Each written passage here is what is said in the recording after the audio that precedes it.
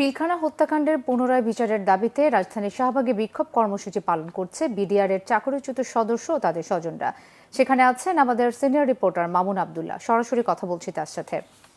মামুন, বিডিআরের চাকরিচ্যুত সদস্য ও তাদের স্বজনরা কি বলছেন, সেখানকার সবশেষ পরিস্থিতি আমাদের জানাবেন। জি মিথিলা, আপনি জানেন যে 2009 সালে 25 এবং 26 ফেব্রুয়ারি যে বাংলাদেশের ইতিহাসে নারকীয় হত্যাকাণ্ড বিডিআরের সাথে ঘটে গিয়েছিল, সেই বিডিআর হত্যাকাণ্ডের পরে কিন্তু অনেক দিন ধরে বিডিআর হত্যাকাণ্ডের বিচারের দাবিতে যারা আসলে হত্যাকাণ্ডের শিকার হয়েছেন তারা কিন্তু দাবি আদায় করে আসছিলেন।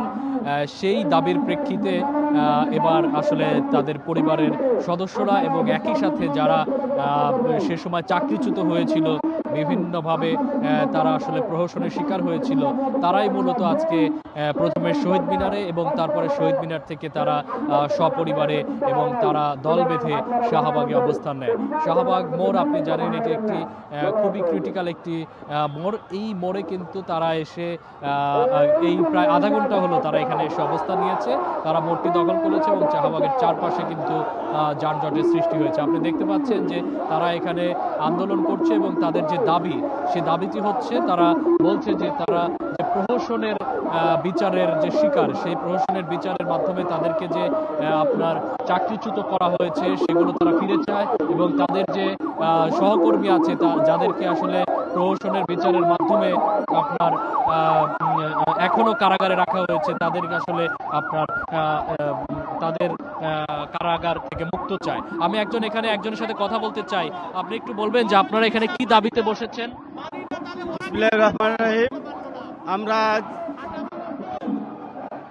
কষ্টে বলতে আমাদের দুর্বিদশা, আমরা সর্বস্ব হারিয়ে রাস্তায় নেমেছি।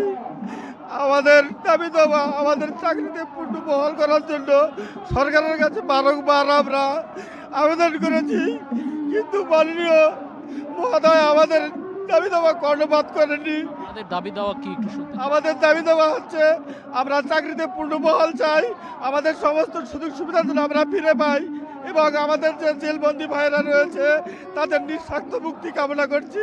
কিন্তু সরকার আমাদের জন্য কোনো কিছুই করতেছে না। তাই সরকারের কাছে আমাদের আকুল আবেদন, আমরা যেন চাকরিতে পূর্ণ বহাল হতে চাই এবং আমাদের সম্পূর্ণ সুযোগ সুবিধা যেন আমরা ফিরে পাই, এটাই আমাদের চাওয়া। আমাদের আর কিছু নেই চাওয়ার। আমাদের সমস্ত কিছু হারিয়ে ফেলেছি আমরা। আজ আমরা ছেলে মেয়ে নিয়ে পথে বসেছি, আমাদের কোনো কর্মসংস্থানের ব্যবস্থা নেই, আমরা অসহায় হয়ে পড়েছি, এই আমাদের কথা। মিথিলা, আপনি শুনতে পেলেন যে একজন বিডিআর জওয়ান, সে কিন্তু চাকরিচ্যুত হয়েছেন এবং পারিবারিকভাবে তিনি আসলে খুবই হেনস্থার শিকার হয়েছেন। তারা এখন এই শাহবাগে এসে বসেছেন। তাদের দাবি দেওয়া আদায় না হলে কঠোর আরো আপনার কঠোর ধরনের তারা আন্দোলনে যাবে বলে তারা এখান থেকে বলছেন। তো মিথিলা, এই ছিল আমার কাছ থেকে সবশেষ অবস্থা শাহবাগ থেকে। ধন্যবাদ আপনাকে।